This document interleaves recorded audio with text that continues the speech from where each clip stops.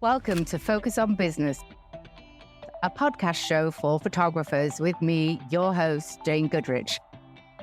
I'm talking to successful photographers so you can learn from our experiences and have the business of your dreams.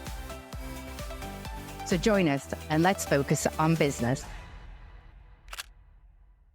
So welcome to today's episode. We have the fabulous Charlie Cotugno, and I hope I said that right. And I did. Great.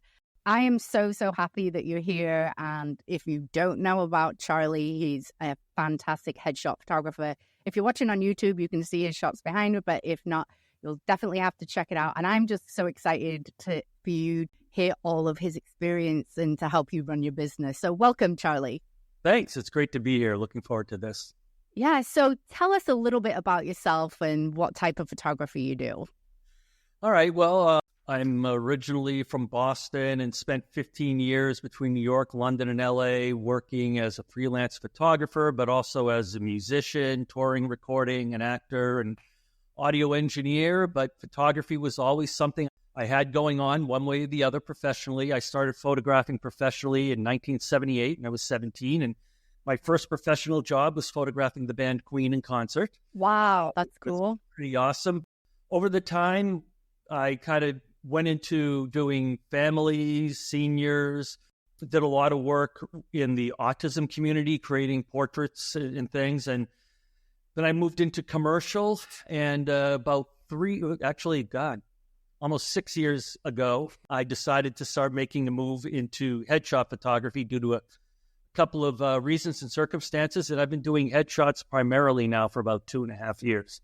And it's more successful than I thought it was going to be. It was really scary niching down, but I found that when you do niche down, then you become known for that niche and you're more likely to be referred and you become known as the person who does that one thing. So I've had my business now this is year 25, which is great, and never been happier. It's great.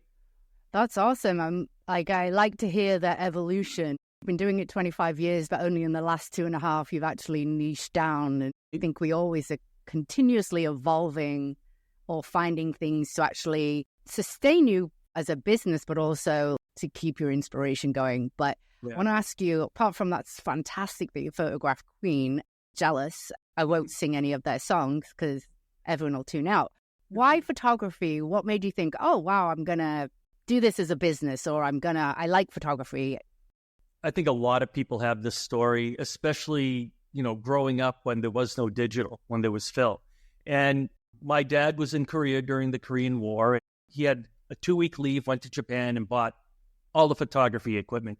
Bought a Minolta camera and he bought all the darkroom equipment and everything. And so as we were growing up, I had a lot of experience in the darkroom and just watching images just kind of appear, kind of fade in. And learned, how you can do certain things with burning and dodging and exposing parts of the print one way or the other. I just found that fascinating. And then I think it was the summer of 72, probably before most people watching this were born. We took a family trip to Spain, and I had the Instamatic, and I just loved documenting everything. And then as I started working through my career, started, like 17 years old, 16. At that point, the drinking age was 18, and so I was able to get into clubs and photograph musicians. Nobody cared at that point. And I just loved photographing music, and then being a musician as well, it was really great, and people started paying me to do it. And when I was in college, my major was in acting, and so I was doing headshots for all my fellow students, and no matter what I was doing, it was just always there. If I was on tour with a band, my camera was already always there. And then finally in 1994, I decided that I was just going to learn this thing because I was just kind of taking pictures, but I could never reproduce what I was doing. I had no idea. And so I just kind of fell in love with it and knew at one point that it would become my full-time business. That's awesome. I really like the story. I mean, I was thinking when you were saying, oh, I got into clubs and bars, I was like, oh, that's probably a good way to get in underage, but you actually weren't underage. So, Well, I was at that point, the drinking age was 18 and I was 16 and 17. Okay. And, nobody was checking. And so I was going in. Why not? Getting great images. That's to me what it was all about. That's awesome. So if you were to go back in time, would you change anything regarding the way you started your business, or would there be anything that you said, oh, I should not have done that? Yeah. How long have you got? Yeah. I mean, I think all business people, we try something, we think we have a great idea, and then it fails. And, a lot of people get discouraged. But, I think if I had to go back, I would have tried to have a more solid business foundation. I think, whether it's photography or anything else, people who start their own businesses, they do it because they have a passion for the service or the product they're going to provide. And that's kind of what you think you're going to spend most of your time doing. But then reality slaps you really, really hard. And you realize that you have to sustain what it is you're doing. And not only that, you have to find clients. I would have learned more about marketing, more about business, maybe found some mentors in that area rather than on the artistic side. I mean, the artistic side, of course, is very important. At the same time, I think we all know artists, photographers who we look at their work and say, that's not great, yet they're making a fantastic living. Right. So what it is they're good at marketing themselves. They're good at marketing their business. And, where a lot of us just spend the time, well, is this the exact right aperture? Is this quite right? Pixel peeping, that's slightly out of focus. I got to spend more time fixing that. We're so self-critical. We want to be the best, and we should want to be the best. But at the same time, you got to understand the reality that our clients don't see half of that. And again, it's not an excuse not to do a good job, but you kind of got to know when good enough is good enough. Yeah, I think that's such a, sorry to cut you off, but I think that's such a great analogy of like, when is good enough? Right. And so. Yeah. And then, to me, it's also about your price point as well, what people expect. A lot of my clients, I'm not the cheapest guy in town. I know that my clients have higher expectations of me. And at the same time, I know because of my pricing, I'm going to be getting less clients. I don't thrive on volume. I thrive on the high-end experience, the quality experience. And so because of that, I do take the time to almost pixel peep. I get a little carried away, as I think we all do. But I've learned to say, okay, this is good. It's really good. It's good enough. They're not going to be expanding this to 200% to make sure that this eyelash isn't sticking out just a millionth of an inch. But yeah, it's really about understanding your market. You can do volume, which is fine for a lot of people. Other people, it's not. It's just picking what it is you want and understanding what your market is looking for and producing what it is they want. There's no right or wrong. There's no good or bad. It's, as a business, you're doing what it is that you can do to be successful. Yeah, and I would say independent photographers are rarely high volume unless you are really just doing back-to-back mini sessions or high volume. We can't compete against the JCPenney's high volume because they're a loss leader, and we have to price ourselves according to, we are an individual boutique, got our own business costs. We don't have corporate office being able to subsidize us. And yeah, I think it's really important to find your ideal client, actually figure out exactly what they want. For me, the pixel peeping is funny. And if you're new and you don't know what pixel peeping is, it's just meaning like you're zooming in and you're just like analyzing every single little pixel in that. Guaranteed your client will not notice the 4 hours extra that you're paying attention to that image with. And also one of those things is I found I really wasted so much of my time in editing. I mean, I got pickier. When you're first starting, you're like, I'm going to get better at editing, really going to get faster. You don't. You just get pickier, right? So that time it's taking me to really overanalyze. I actually outsource my editing to not doing AI, but I outsource my editing to a human, and she's better at it. Yes, I do some cropping. I know I do some of it, but I'm not pixel peeping. Your clients, if they keep coming back to you, keep referring you, it's okay. Right? And that's the main thing, is if your clients think you're the best rather than you thinking you're best. Because I've been doing this 14 years and I still have imposter syndrome. I still think I'm really shit compared to everybody else. Sorry for saying that. But I still do. And every musician, every artist feels that way. You're never, ever going to get to that point where you are like, all right, it's good enough now. Yeah. And we're talking about, you're running a business, and it took me forever to finally outsource my retouching. When I finally did, I'm paying, and you can pay any various amounts, but I was paying between $5 and $10 an image, as compared to me sitting down for an hour and a half going in and doing it, when that can be spent on marketing. Yeah. And trying to acquire new clients. Or doing another shoot for the hour. Doing another shoot, exactly. Or self-education or something. Still, being that ridiculously stupid, picky artist, the retouched images come in and I'm like, okay, I'm going to change that. But at least it reduced my time on the image to maybe 5 or 10 minutes. But what I have started to embrace over the past couple months is AI retouching. Oh, interesting. And I'm floored. It is really good. Now, again, I'll do the AI, and, you have control over how much and different amounts and everything. But once the AI is done, I will still go in and make little changes. So I still want to put my personal touch on it. Yeah. But again, I am not spending an hour and a half on that. The other part of that is the amount of money I'm saving. So it's really important to know your numbers. That's another thing. A lot of artists, photographers, they just kind of spend everything. They don't know their numbers. But in 2023, I spent a little over $8,000 on outsourcing my retouching. I started doing AI probably just a couple months ago, and I am probably going to spend, I would say, maybe $300 on retouching, because the AI is so fast and it's so good. So right there, that alone, over $7,000 more net income than I had before over last year. So what are you using? I'm curious, because I'm using two different things, but mainly what I'm using is a software called Evoto. Yeah. And they really are doing a really good job, and they're improving. Like anything else, it's a developing technology. There are some things you look at and I don't know. I think they will get better, for instance, with stray hairs. I hate doing stray hairs. I always tell my clients, this is what you want for the best hair, in a photo, but they never listen. You're not going to shave their head. No.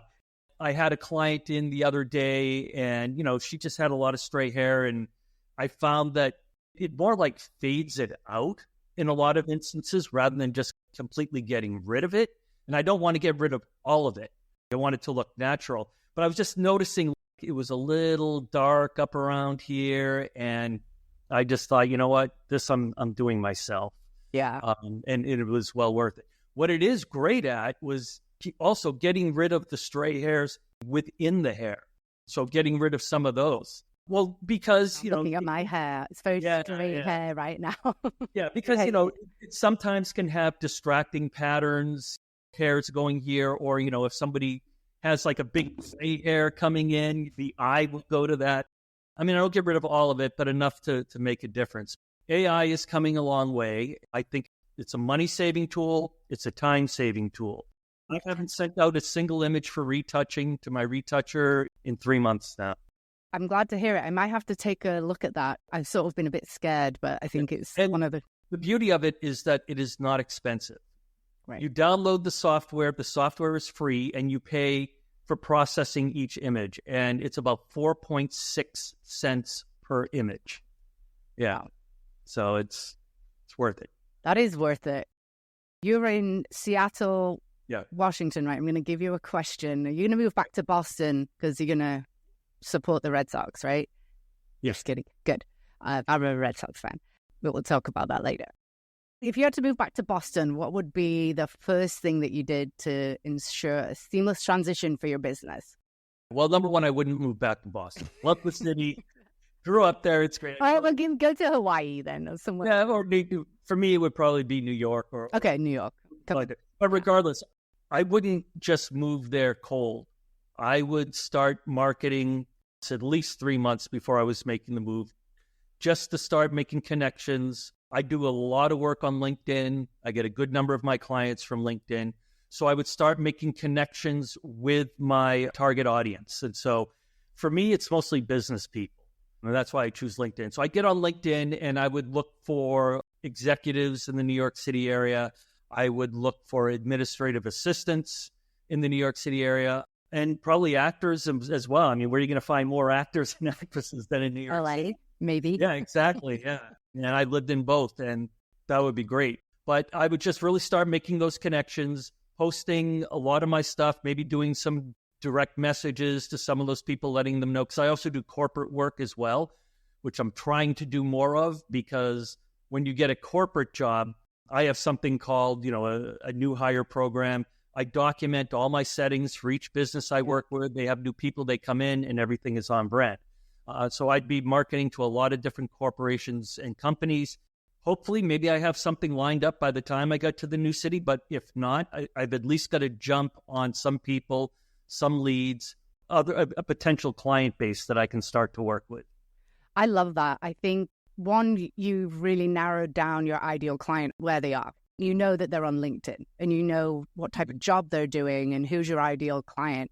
So I think that that's actually really, really important, that new photographers know exactly where their clients are and what they're doing. And they're not on everything. They're not on, when they're in the mindset, like you said, you use executive assistant, right? When they are at work, they're going to be on LinkedIn, not Instagram, searching for portraits. They'll probably search on LinkedIn because they're in the business mindset. So if I were doing family photography, I'd be on Facebook. Right. You just got to kind of know. And it doesn't mean I don't post on those, other platforms. Basically, I write for LinkedIn. I put articles out, all that kind of stuff. And then I just essentially copy and paste it, put it on Facebook. Yeah. My Google business page, where I know probably nobody is reading it. However, Google likes to see that for SEO. So it's just worth getting your Google business page going and just throw something on there. At least Google knows that you're active. Yeah, I think actually for certain genres, Google's great too. Google business profile, because it can rank higher than your website anyway. Yes. And if they're local, I do actually think Google ads for headshots is actually, for my area, is really a good return on investment. Because I am a newborn photographer, but I'm also a headshot. I have a separate headshot business to keep my seasonality, and we'll get into that. And I really liked it. I didn't think I would, but I found that I love the Google ads because it's not competitive in the area. I could actually probably do a lot better if I was doing more SEO, but I'm lazy, so I just do Google ads because it's Well, SEO is really difficult, and I was trying to do my own for a long time. I'm one of those people, I'll do it, I'll save money, and I'll learn it and I'll figure it out. I've gotten over that. Years of therapy, probably. But, I think I've gotten over that. And right now, I've been outsourcing my SEO for a few years. It's not cheap. I spend on the low end every month, $500. I would say probably the average is about $1,200 a month. Yeah. But for what I do, one client more than pays for that. I'm letting someone else go through it. I meet with them every 2 months. We go through all the metrics. We figure out what phrase is doing this, what phrase is doing that. But at the same time, Google is changing its algorithms all the time. All the time. You can I don't have time to do that. I don't, I got a business to run. Can't be spending 5 hours a day figuring out, oh God, they changed this and now I've got to do that. And why is this placing higher than this? And so, SEO, I always ask my clients, how did you hear about me? And 99 times out of 100, it's either Google search or LinkedIn. That's great. And I 100% agree with you on the SEO, because it's not one of those things where, for example, website design and let's optimize your website. It is ongoing, and they will change it on you, and they will do something else that gets you blocked. I have been blocked on Google because I was doing my own SEO, and then I decided that I'm never doing that again because I did something wrong. And I think it was using duplicate content or something. I was copying and pasting a blog post onto another keyword. I was doing something wrong that I'd read about somewhere, and someone told me to do that. And nope, I'm not the expert. I'm going to hire someone, get me unblocked, and then now I'm unblocked. But I've made several mistakes with websites over the years. What's your favorite form of marketing, or what's your best marketing tactic, would you say? I would say right now it's LinkedIn, because I do those targeted searches. And so I have kind of a process I go through. And actually, talk about outsourcing. My daughter works part-time for me.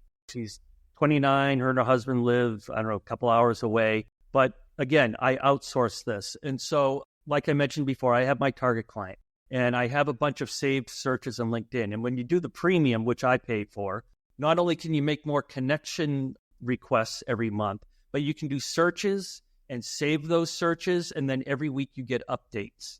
And so my daughter is in charge of that. She goes out and she makes connections with people in those searches who fit my target market. She also makes sure that they've posted within the last 30 days. If they haven't posted, they're not active. They're not going to see any of my material. So is it posted or commented? I think sometimes people are little bit on. It might be commented as well. So that's like step one. I have a very, very short script that goes along with it. All she has to do is go in and put in their name. So it's personalized, a short script about wanting to connect with other business people in the Seattle area. So we do that. And then once we've been connected for about a month, she sends out another script, and it's about meeting them. The first sentence is, hi, the name. This is not about sales, I promise. Because we always get those, everybody's trying to sell you something. And it just says, I'd like to get together for either a Zoom call or a latte just to learn more about your business. There are times that I've been able to connect people, and just to try to get that personal one-on-one time, because I think that's really important in marketing.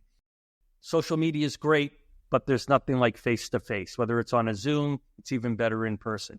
So she sends that out. It's just my first name. Thanks, Charlie. It has nothing to do with my business. Nothing like headshot photographer. I don't want them to think I'm selling them anything. And in reality, I'm not. I just want to meet with them, understand what they're looking for in their business, have them understand what I'm looking for. So I would say out of all of those that she sends out, probably about a 10% response rate, which is enough. Oh, yeah. Me to handle and try to schedule in different people at different times.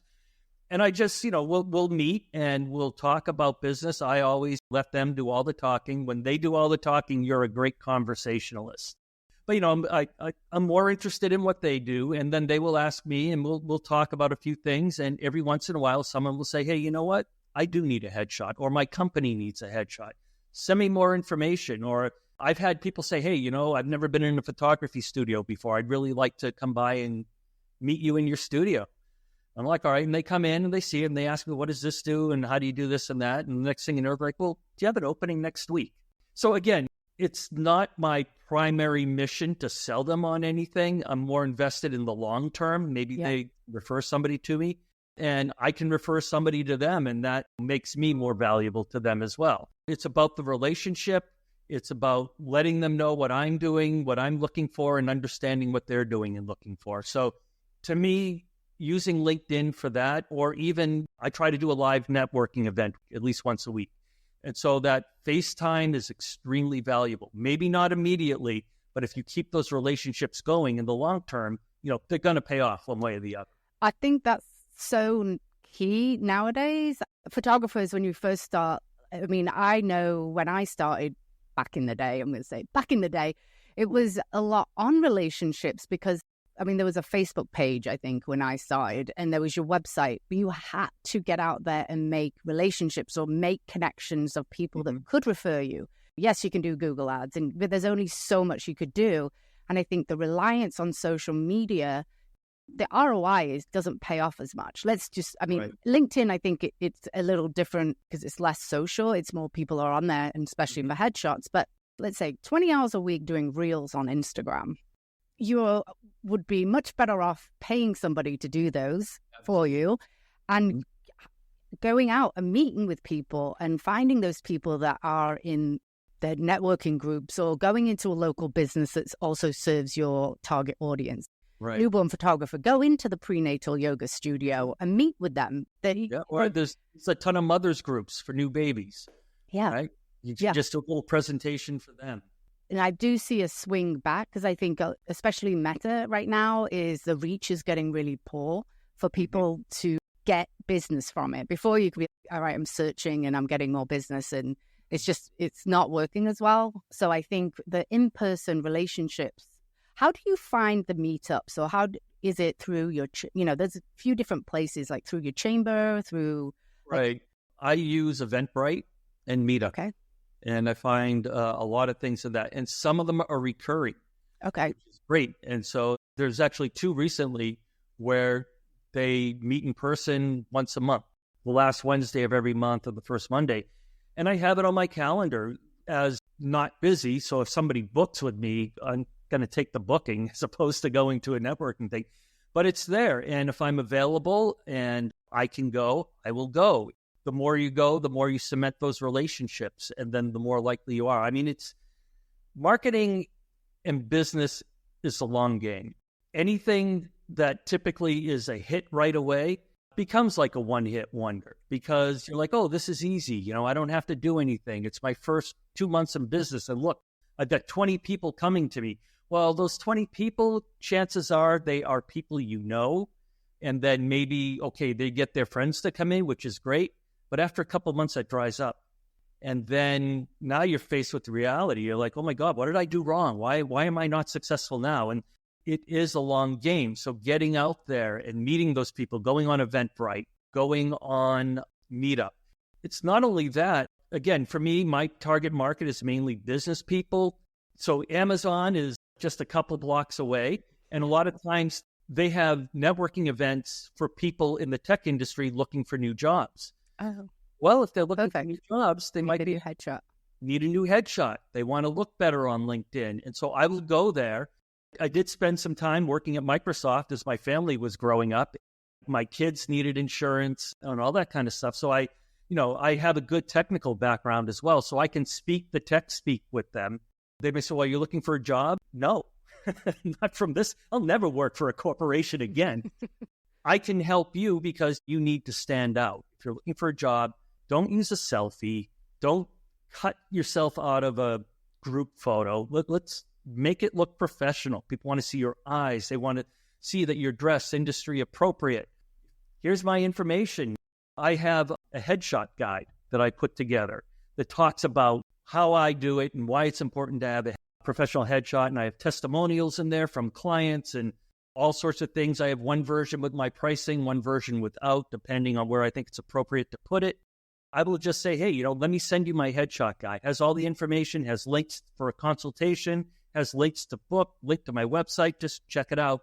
And then I got into this discussion with somebody just a few days ago at a networking event. I went to give them a business card, and, this gal was probably about 28 or 29. She says, oh, I just scan and use my LinkedIn QR code. Why do you even still do business cards? And I said, because when you scan my information, or when I scan someone's information, it goes into my contacts. I got to go look for it now. I can't find it. If you give me your card, it's in my pocket. When I get home, I'm going to pull it out and know exactly who you are. And I said, and either tonight or tomorrow, you are going to get an email thanking you for spending some time speaking with me. It just makes it easier. I said, after that, I might throw out your card. But, it's just better for that initial presence. The same thing now goes with hard copy mail. Before email, we all got junk mail. You never looked at anything. So now our junk mail comes through email or through social media, and we get very little of that in our physical mailboxes. So when you send out something hard copy, yes, it's a little more expensive. You got to pay for printing, you got to spend time designing it, but you're much more likely to grab somebody's attention with that and to get a response. Again, it's all numbers. I mean, if you get between 5 and 10% response, that's fantastic. It's huge. Yeah. Yeah, I did direct mail back in 2010, and it worked for the first 3 or 4 years to build my business. And one of them was through pregnant moms.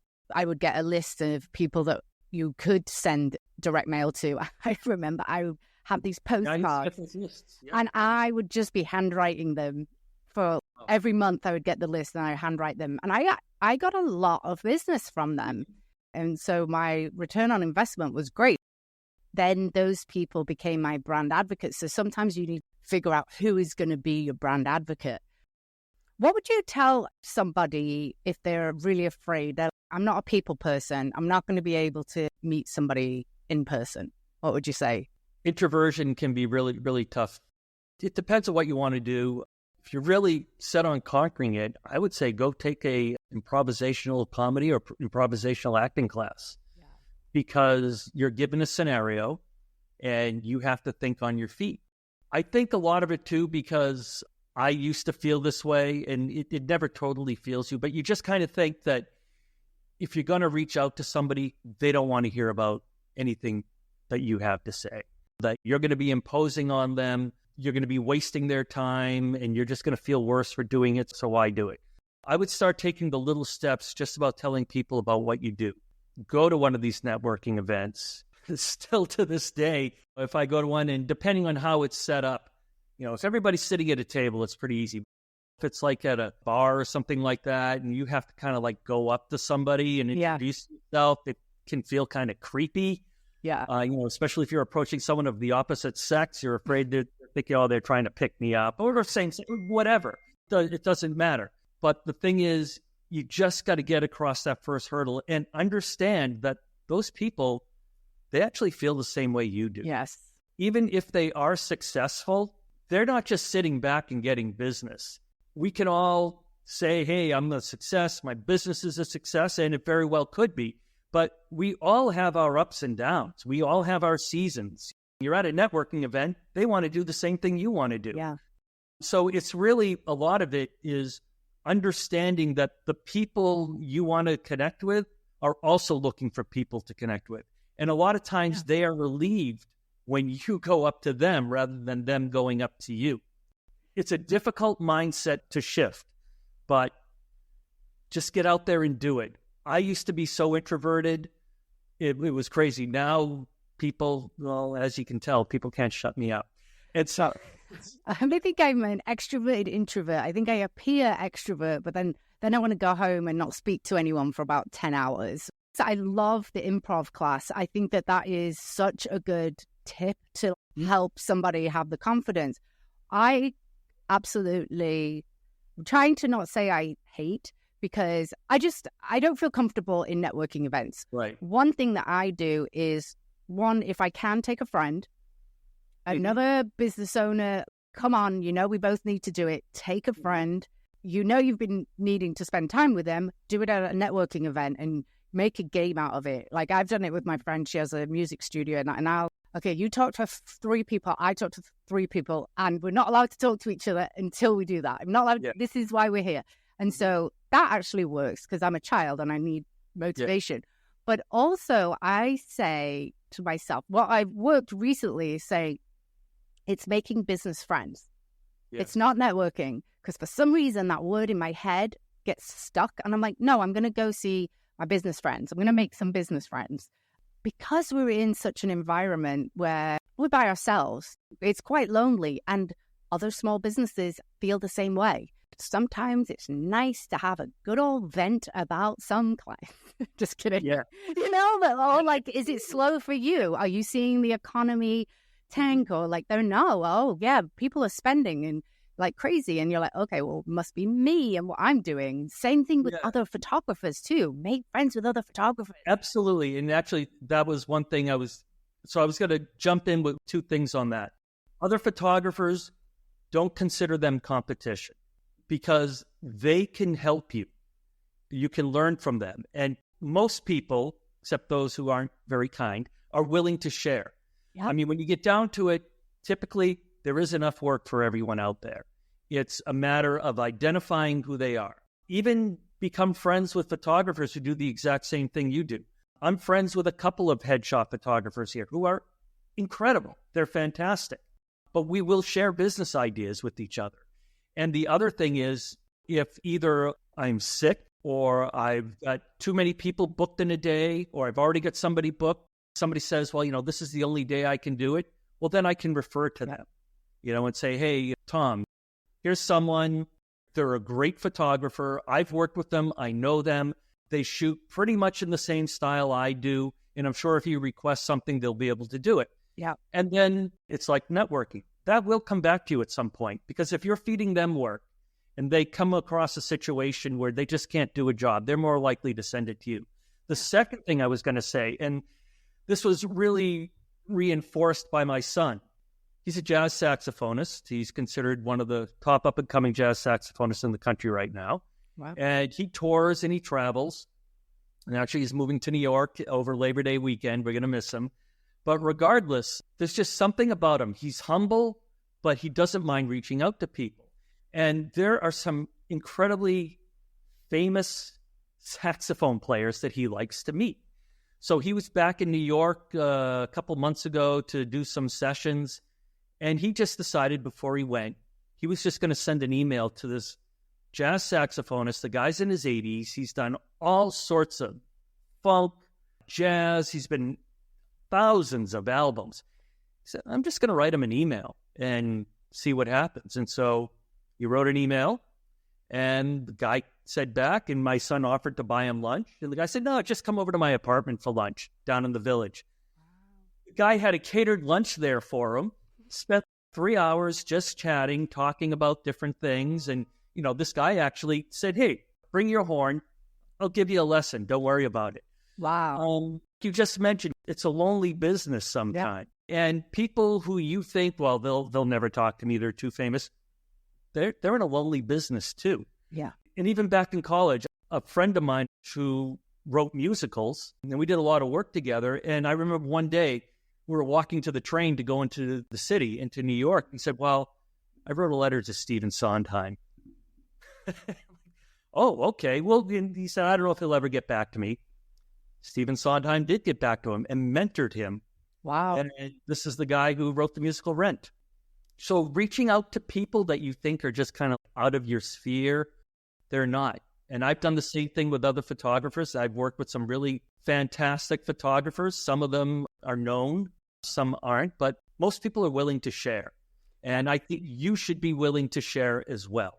It's building that community. It's learning from each other. Whether you believe in positive energy or whatever, it's just always good to put yourself out there, help other people, and don't be afraid to ask for help. I don't know if I just was in my own little world for the first few years, but I think for the first few years, it would have been so much better if I'd have reached out to photographers and really built my photographer network, because my grandmother was really sick. And I had a couple of newborn shoots where their extended family were out of the country and they were only there for a week. But my grandmother was sick. There was no way I was leaving. But luckily, my in-laws have a photographer friend and he went. But then I think back and then afterwards, wow, I mean, he's great. But I really need to know another newborn photographer that would have been able to do the whole shoot for me in that situation. So I really made an effort to reach out and find other photographers that I would have been, look, this person's the exact same as me. She's going to come because I've got a family emergency. And then there became a Facebook group in our area. And sometimes people have posted, oh my goodness, I have forgot my camera. I'm on my way to a wedding. Is anybody in Nyack, New York right now with a camera? And people go and drive that person because they had forgotten their camera for a wedding. Yeah. And she would have missed the ceremony. You need that. I would hate to say, oh, I don't do weddings. I have gotten to a family photo shoot one time without my camera in my camera bag. Oh, I had something similar happen just 2 months ago. I had a client who gave me the wrong day. She's a headshot client, and I photographed, all the people in her business, but she had a really important event. And she said, hey, can you just show up for a half hour, do some photos of this event? And I said, sure. So it was supposed to be on a Wednesday at 6 p.m. And it was Tuesday at 4:30 p.m. And I had a client in here, and I get this text, see you at 6 o'clock. I'm like, oh my God, did I do something wrong? Is this the wrong time in my calendar? I looked, I had the right time in my calendar, but she had given me the wrong day. I finished with my client and I just rushed, grabbed the camera body that I use for that and the lenses I use. And I just haul ass get there. It needed some lighting as well because the place was dark, and she had told me. So, I had a couple of small strobes. I get everything set up. I go to turn on my camera, and oh man, the battery must be dead. I opened up the battery. There's no battery in there. I went into my camera bag, reached for the battery, and oh my God, it's not there. What happened? And I didn't have time to go to the camera store and get a new battery. I didn't have time to come back to my studio, and I shot it on my iPhone. I couldn't trigger the flash. I had the modeling lights on, but they weren't doing all that much. And so basically on my iPhone 15 Pro, which I have to give a lot of credit to, I was able to create passable photos. And then when I got back, because everything was so rushed and I was in a frenzy, I got back and I was like, how do I not have my extra battery? I always keep extra batteries. And then I found that it had fallen out of the pocket and it was just in some little corner in my camera bag. I was like, oh my God. It was there the whole time? Oh, but oh no. We all have these horror stories. It's funny, I drive my wife crazy with checklists, especially before we travel. Do we have this, and that? This was the one time, because I was in such a rush, I did not go through my checklist. Right. One time I didn't do it, I got burned. I actually created a checklist. Maybe I'll post it in this, because so it was a family shoot, and it was probably a 7-minute drive from my studio, and I don't know why I'd taken my camera out of my bag, but I just grabbed my bag and put it in the car, and I get there. I was early, thank goodness. Mm-hmm. And then I go and pull up. The woman's waving to me. She's really nice, extended family, really lovely person, lovely human. And I was like, this is really light. And I look in, I'm going to be right back. Like, luckily, I made it in time. But then after that, I'm like, you need a checklist, Jane. Your brain is like out there. Everyone has the nightmare story. And I normally have 2 cameras. I don't know what happens to, anyway. Apart from lives in your camera bag, apart from extra batteries that you can't find, that you don't think many people have. Yeah, this is going to sound really weird. 2 Xanax. Okay. Okay. And I can see that on photo shoots, but why? Yeah, well, it's not the reason.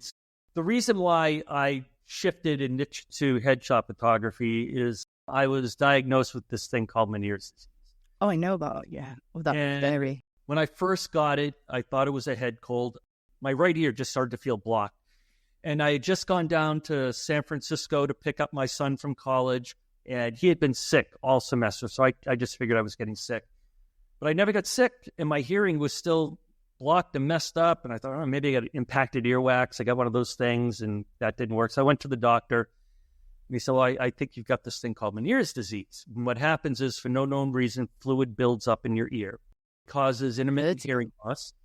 It causes intermittent tinnitus, intermittent headaches, all of which I can deal with, but it can cause horrific vertigo. I mean, on the floor, can't move, puking in a bag. And it was 3 years ago. And at that point, I was doing headshots on the side, but most of my work was commercial and traveling. I was back in Boston for 5 days. And at some point during each of those days, I was on the ground, unable to move. I was able to get through the work. And then I just thought to myself, I can't continue doing this. People put down a deposit of $10,000, $15,000, which is great, but I don't get most of that money. I have to pay for flights. I have to pay for rental gear. I have to pay to get it to the locations. I've got assistants, all that kind of stuff. If it's the day before and I can't get on a flight, or if I'm there and all of a sudden things just start spinning, I'm screwed. And so just thought to myself, well, what is it I can do that if something happens, I can kind of get through it? Or if I have to cancel with somebody and they get really mad and they don't want to reschedule, they're getting their $400 or $500 back to do whatever. I carry these because if I do feel ill, I can say to a client, all right, I may not make it through the headshot session. If you see me fall on the floor, don't worry. I'm just imagining what is going on. I'm sorry, it was a nervous laugh. I had to do this a few weeks ago because it had been in remission for a couple of years. And then it came back about a month ago and got treatment and everything. But I had to say that to a client. And the hard part was she had flown in from Minneapolis for this headshot session. And even though I was feeling dizzy, it's like, I can't say, can we reschedule? So is stress related too? What's that? Were you feeling stressed because she flew in and you're like, oh my goodness, what happened? Yes, no. I mean, stress sometimes makes it worse. Mm-hmm. I just tried to calm, and my mental focus was, we're going to take great shots. We're going to get through it. And I'm going to do it the fastest I've ever done it in my life. Right. I took the Xanax. She came in, and I knew that it's going to be an hour before I'm going to be feeling I'm really bad. So, and I just said to her, hey, we're going to get great shots, but if you do see me on the floor, you can go ahead and leave. I will call you later today. I knew she was going to be in overnight. Okay. And I said, and later today we can finish it. I don't think it's going to happen, but I at least want to present you with worst case scenario. So I took the Xanax before she came in. It started to calm things down, which was good. She left, and then I went into a full-on vertigo attack, which is why I keep a small sofa in my studio so I have some place to lay down. So that's in my camera bag. And that was the only time I really ever had to use it, but I always have it with me just in case a situation like that arises. No, I think that's really important. I am sorry about your many years. I think it's interesting when you get sick or you have something, like, what can you do as a photographer if you're an event photographer or you're flying all the time and then, end up with something like this? So for me, I have a weird malabsorption of iron/anemia, trying to get the doctors to give you iron when they're not as low as they think that it should be is like crack. They'd give me crack over iron. But anyway, what it causes is me to be weak. And that camera and running around after kids or newborns, I've had to focus a little bit more on headshots now and pause anything that is really consuming a lot of energy because I can't. And that's another thing that we didn't talk about, but I think it's important. I remember doing family photography and running after 4-year-olds. Eventually I said, I'm going to be 60 soon. Why am I chasing 4-year-olds? But whatever. But especially if you are traveling, if you're doing a lot of commercial work, things that are physically intense, you should get yourself in the best shape possible. Right. I'm not talking about getting to bodybuilding competitions, but you need to build up your stamina. You need to build up your strength.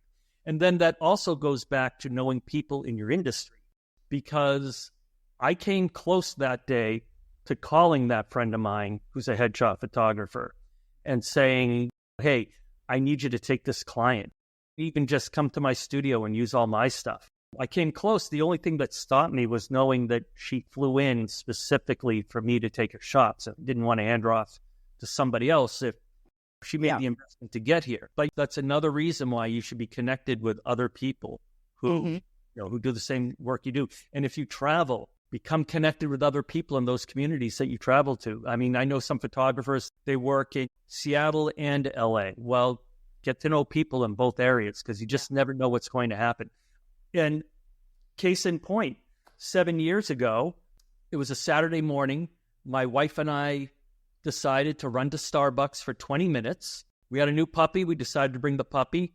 We drove home. Literally gone only 20 minutes. Our front door was kicked open. Her car was gone. And all my camera equipment was stolen. That was before I had a studio. I was still doing commercial work. And I had to shoot that afternoon. And I called the person. They were angry at me. I said, look, I got to go. The cops are here. But here's what I'm going to do. I'm calling this other photographer that I know. And if she can't do it, I know somebody else. We're going to get this done for you today. And luckily that happened. And, she became a regular customer of the other person.